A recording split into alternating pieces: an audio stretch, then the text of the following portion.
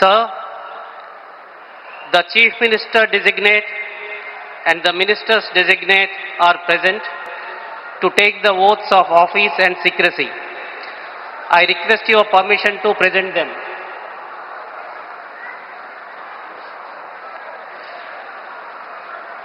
The Chief Minister designate shall now be invited to the dais to take the oaths of the office and of secrecy as Chief Minister for the state of Assam.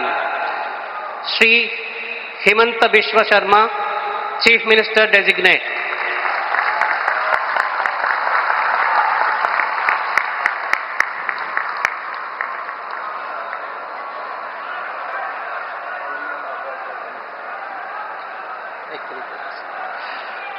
You may be pleased, sir, to administer the oath of office and the oath of secrecy to the Chief Minister designate as invited and presented.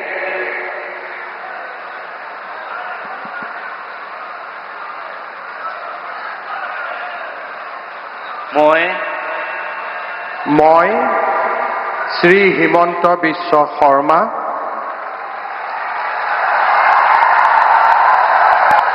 ঈশ্বৰৰ নামত শপত লওঁ যে বিধিৰ দ্বাৰা স্থাপিত ভাৰতৰ সংবিধানৰ প্ৰতি মই প্ৰকৃত বিশ্বাস আৰু আনুগত্য পোষণ কৰিম। মই ভাৰতৰ সাৰ্বভৌমত্ব আৰু অখণ্ডতা অক্ষুণ্ণ ৰাখিম। মই অসমৰ মুখ্যমন্ত্ৰী হিচাপে মোৰ কৰ্তব্য বিশ্বস্ততাৰে আৰু শুদ্ধ অন্তঃকৰণেৰে সম্পাদন কৰিম আৰু মই ভয় বা পক্ষপাত অনুৰাগ বা বিদ্বেষ নোহোৱাকৈ সংবিধান আৰু আইন অনুসাৰে সকলো শ্ৰেণীৰ লোকৰ প্ৰতি ন্যায় আচৰণ কৰিম।